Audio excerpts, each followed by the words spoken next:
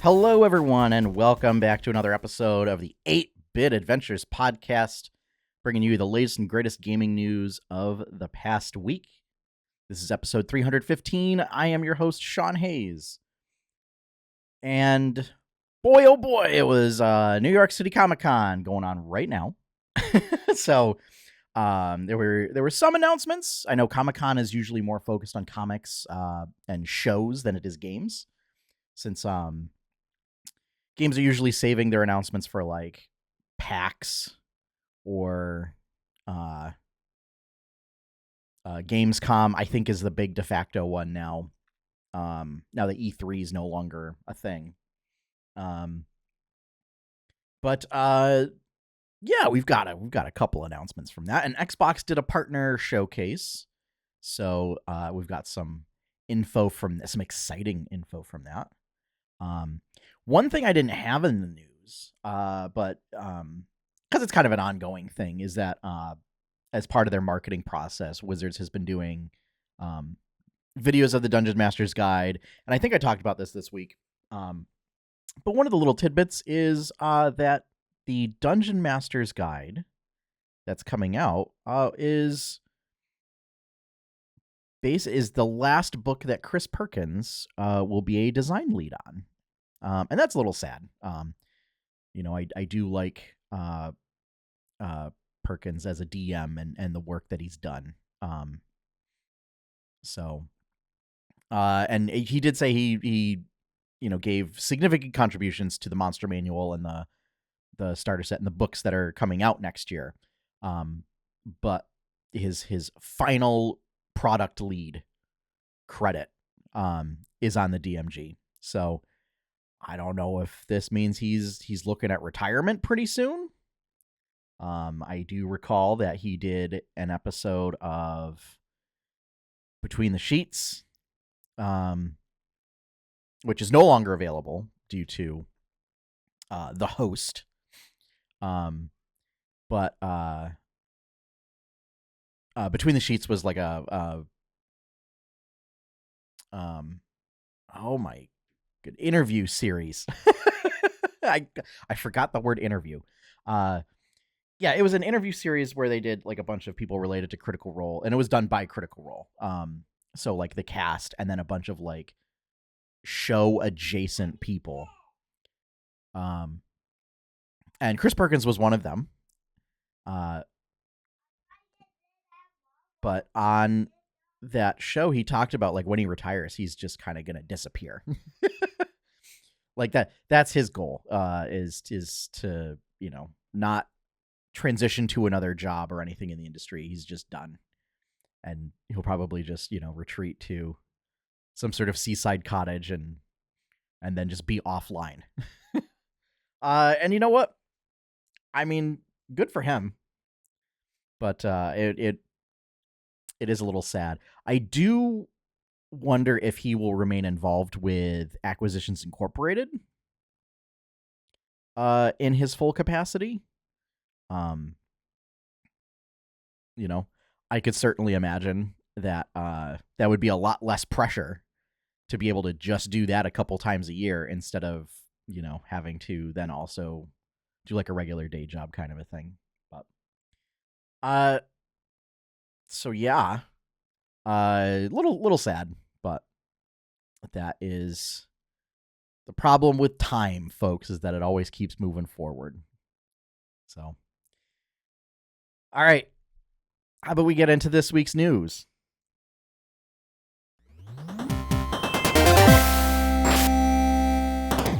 So first up, some fun news. Polygon reports that Hades 2 received a big update. I believe it was the Olympus update or Olympic update. It features a new region, new weapons, and all sorts of new characters in the game. I have not played Hades 2. It's still in early access. I have made the conscious decision to not play it, despite loving Hades, because I just want to experience it in its finished form. I do own it, but yeah, No, everything that I've heard about this game is fantastic. And the fact that like when it first launched into early access, that according to the press, um, like it was already bigger than Hades 1. So I'm like, the fact that we started at that point and now we're getting more stuff, that's awesome. So I mean, I don't know. At the same time, maybe maybe when I clear some of my backlog out, I'll give it a shot in early access and see how it is for me. But yeah, I mean, Supergiant seems to have another hit on its hands. So I think they're still looking at a 2025 target release date. So yeah, good. Best of luck to Supergiant. Really excited for this game to come out. So next up, some contentious news. Polygon also reports Wizards of the Coast revealed an upcoming Secret Lair to the alluded to. So they have talked about this before, is that they were doing a partnership with Marvel. So they're doing a Secret Lair that I think is coming out next month. They revealed this at New York City Comic Con. The cards in the Secret Lair will include so how they typically do Secret Lairs is you get like bundles of 5 cards. So this one will just be entirely Marvel. So all of the bundles will be Marvel related. So there will be a Captain America card with 4 related cards. There will be a Black Panther card with related cards, Iron Man, Storm, and Wolverine. So those will be the 5 bundles. Captain America, much like Guile in the Street Fighter Secret Lair, is red, white, and blue. Black Panther is green and white. Iron Man is red and blue, which is because Iron Man's very is-it oriented. Storm is red, green, and blue, and Wolverine is green and red. So a lot of red going on in this Secret Lair. A lot of red and a lot of green, actually. But yeah. So Wolverine, I know he has Regenerate. They brought Regenerate back for him for a very fitting thing. Storm gives cards Storm. I think Iron Man is an artifact creature. Black Panther does a thing where it's when you play cards, you put counters on your lands, and then when like I forget the trigger, but then when a trigger happens, or I think it's when you do stuff, you put counters on lands. But then when you play a creature, you can move all the counters from that land onto that creature. And Captain America is all about like equipping stuff to him, and then throwing it. So, yeah, they're all interesting. In order to get the full set, you will likely have to spend about $200, which is gross. So I don't know. It's a thing where I don't know if I'd be interested in building a deck with any of the. I mean, maybe Wolverine, but like I already have a Gruul deck. I already have a red-green deck. I don't know. Maybe a Captain America equipment deck, but yeah. It's just and I think that is the $200 is the non-foil price. So that means it just gets more expensive if you want them in shiny foils. Typically, I do play with Secret Lair cards. But yeah, I don't know. I don't know if I would play with these enough to warrant buying them. And then of course, then it begs the question of these are unique cards. So are they going to see universes within reprints? There's also, everybody who already hates Secret Lair is, definitely coming out of the woodwork for Marvel. since it's also popular to hate on Marvel. So, yeah, it's a very also interesting case is for I don't know, because the way the comics have been going is they've been making the characters look more like their MCU counterparts. Is I don't know if these are made intentionally to look like MCU or not.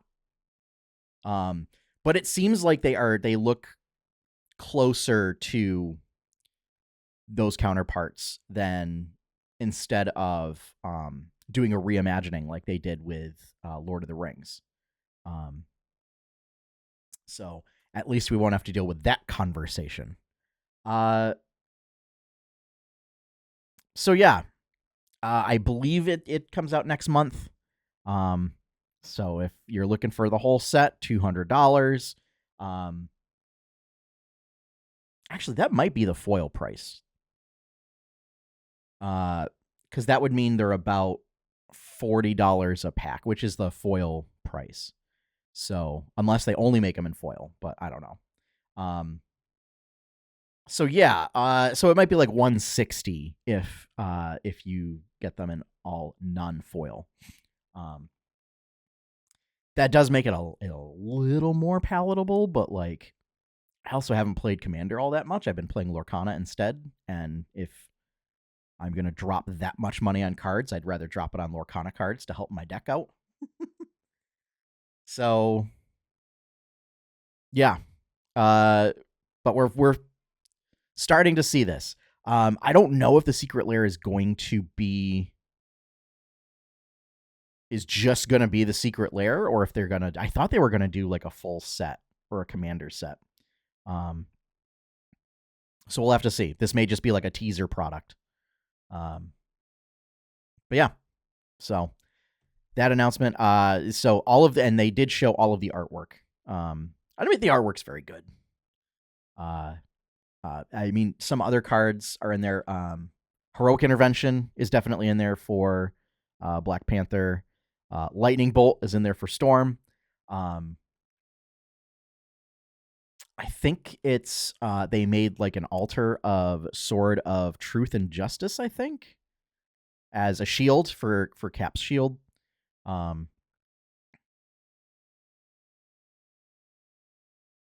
Yeah. I don't and there was I forget which one it is, but it's one of the instants that you can play for free if you have a commander. I don't remember if it's not Fierce Guardianship. Or maybe it is Fierce Guardianship. So yeah. One of those highly sought after cards is going to be in the Secret Lair. So yeah.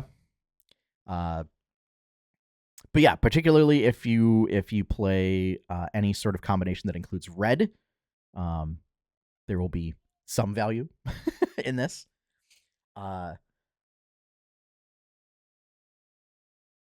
So yeah, I don't know. I'll have to see when it comes out. Also, there's no mention if it's going to be a limited run or not, or if it's going to be a freely printed one, or if it's going to be print on demand. Because lately the past couple have been limited runs, so whether you get it or not might not matter, or it might not be a factor of whether you want it or not. You might not be able to get it regardless. So yeah. All right. Done talking about Magic and Marvel. Because next up, Gamesindustry.biz reports Microsoft settled its antitrust case. So, I guess this was kind of the expected outcome, at least from Microsoft's perspective, because I know they would rather just pay a bunch of money and agree to terms and get it done and over with. Yeah, I guess I can't remember if it's the SEC or the FTC that had filed it. A little surprised they did, but I guess, I don't know if they're looking at or what term. So we don't know what terms are set as part of the settlement. But the antitrust case is over the Activision Blizzard acquisition. And as a result, both parties have asked the case to be dismissed with prejudice, which means that the case can't be taken up again. So this is done. So my guess is there's probably, so again, not a legal expert. I don't have any info on this. This is just speculation. Normally I don't like to do it, but realistically, I could see some sort of assurances in there that like a certain number of titles are kept on the platforms that they currently exist on, to ensure that Microsoft doesn't just like pull all licensing agreements.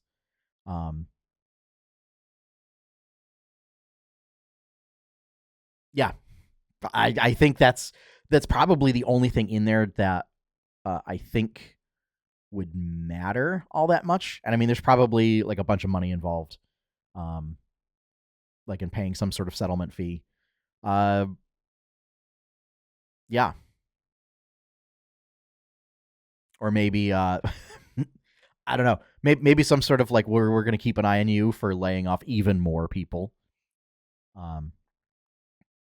So yeah, I don't know, or maybe I don't know, some sort of assurances that stuff will remain as available as it was before. So, which like I mean that already kind of fits Microsoft's plan anyway. So I think that's why this has been an agreeable thing for them. Like, I mean, when Phil Spencer goes out and says like we want to put we want to put Game Pass on every platform, like that kind of fits with making it accessible to as many users as possible. So yeah, granted it does require Game Pass, but it doesn't prevent people from accessing it.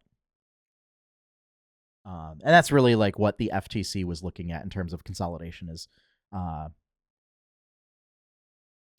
they look at what is anti-consumer. And so if a company is still making it as available as it was before, and if it's on Game Pass, like even if it's just a nominal fee increase, like that's not like there's the internet will screech about being anti-consumer if you have to pay $10 extra, but like that's typically not the level of anti-consumer practices that the FTC is looking at when looking at these kind of antitrust stuff. Because, otherwise Disney would not have been able to buy up everything in the past couple of years as it has been.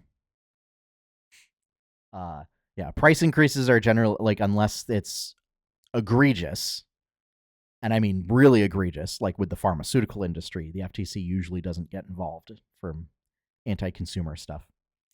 So, but this will be, unless terms of the settlement come out, this will be the last we hear of it. So, next up, speaking of Xbox and Microsoft, I talked about this, the partner showcase. So there were a couple of titles that were announced, but the one that I want to touch on the most is Subnautica 2. Now, I was a bit confused because I thought Subnautica 2 just meant Subnautica Below Zero, and apparently it doesn't. Subnautica 2 is a different game. So I was like, wait, this game's already out. Like, how is it in early access? And yeah, they're making a big deal about it coming to Xbox and PC when it already is. No, new game, new planet. It will feature up to 4-player co-op, which I'm very excited about, even though I will have nobody to play with. So, and the art features a big ol' octopus type monster. So some sort of new Leviathan, but a much more, squid kraken like Leviathan than, because that was like the Reaper Leviathan, the Sea Dragon Leviathan, and all that stuff. Like, it has kind of a Kraken-esque feel to it, just because like their lower halves are tentacles. or slash arms, but this case, this is a much more classical, like giant squid type monster. And I feel like that is more terrifying. Actually, you know what? The Leviathans in Subnautica Below Zero didn't have that. So I take that back. So it was just in the first game. But yeah, Below Zero, I actually can't remember the names, but it's basically the danger shrimp. That one didn't have any tentacles. It was just a big old shrimp. With a hooked bill. And then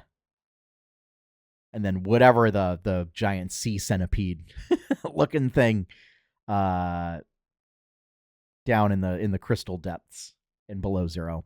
But yeah, in the first game they had all tentacles and arms and stuff. But also had like upper body arms. Whereas this is like a much, more traditional kraken, octopus, giant squid, colossal squid type thing. So yeah, I'm excited. I love Subnautica. Subnautica stresses me out, but I love it.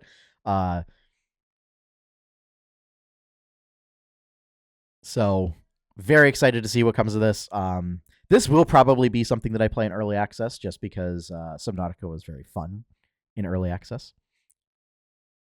So yeah, especially co-op. I'm super excited. Like, if I can convince other people to play with me, I think that'll be very exciting.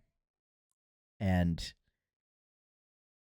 I feel like a lot of the stress in the previous two games is mitigated when you have somebody else to play with.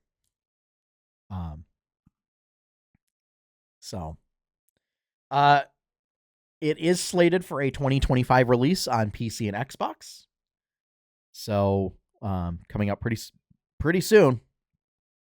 Now, it said that. I don't know if it's early access release in 2025 or if it's full release. Yeah.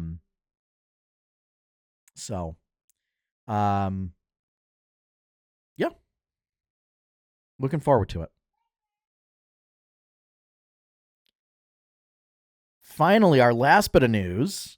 Gamesindustry.biz reports that over 700 employees at Ubisoft France walked out on a 3-day strike in protest over the company's return to office mandate, which is to return to office for at least 3 days a week. This is ever since the pandemic, they've had a sort of fully hybrid remote work policy, and have just started to try and claw back some of that return to office mandates. And I mean, there have been people who were using the freedom of working from home to relocate themselves. And so to have it not be a problem for years and then suddenly start mandating it back means that people are having to uproot themselves. And they're not taking it. So at first I didn't think about that it was a 3-day strike. And I was like, why aren't they just striking for longer? But it makes sense to send a message that, like, this is what this is about.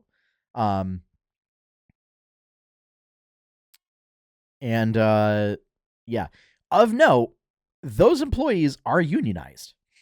So this is, again, talking about the benefits of unionization in the games industry. Is it allows you to do stuff like this to pressure upper management. Because, like, there have been walkouts in the past, but like Blizzard's had a couple walkouts before. But when you are able to organize like that and organize like, no, we're going to do this for longer if need be, and put protections in place for the people that do it, I think is able to promote workers' rights a lot better. So, yeah. Also, Ubisoft, if you've been working just fine without requiring a return to office mandate, then don't mandate a return to office.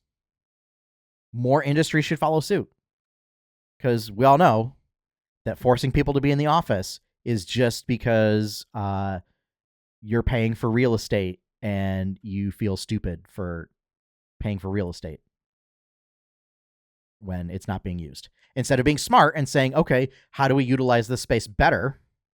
Or how do we reduce our footprint if we don't need all this space? You don't let you refuse to set your ego aside and actually do what's best for the company and for your workers. So, yeah, get over it, management. Yeah, that's a case where, yeah, it's a little bit more commentary that I tend to provide. But, yeah, unionization, workers' rights, it matters. Matters to me. So, but yeah, just another thing happening with Ubisoft lately, which I believe it was last week. I don't know if it was in the podcast news or if it was just an article that I shared, but yeah, they're talking about like going back to being privately owned, of just like pulling all of its like doing a stock buyback and then taking the company private once again and no longer being publicly traded. So yeah. Like it's a wild ride over there right now. So, well, that is going to wrap things up for this week. Thank you all for joining me. If you would like to see more content from 8-Bit Adventures, you can check out our website at 8-bitadventures.com. If you would like to help support that content, the best way to do that is to become a patron over at patreon.com/8bitadventures. Big shout out and thank you to all of my current patrons for your continued support. Patrons can get benefits for as little as $1 a month. Like that's where it starts. The floor is much lower for that than it is for other platforms.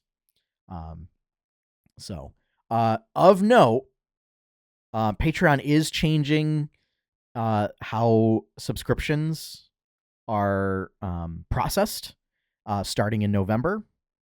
So this is just mostly for Insider Baseball for current patrons. So as of November 1st, you will be charged based on when you originally signed up instead of on the 1st. So normally the way Patreon is set up now, or at least my Patreon is set up now, is everybody gets charged on the 1st.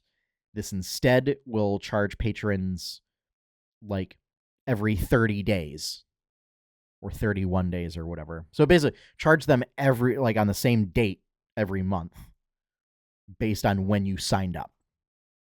Okay. So that's just a PSA, or for new patrons who come in who are used to first of the month billing, that is a change that's going into effect. You can thank Apple for that one.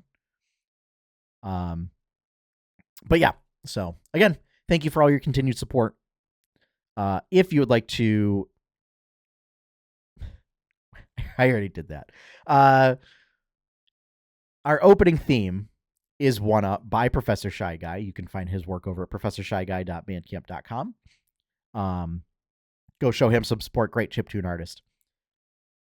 And with that, we are finished for this week. So, as always, have fun, happy gaming, and enjoy your pie cake.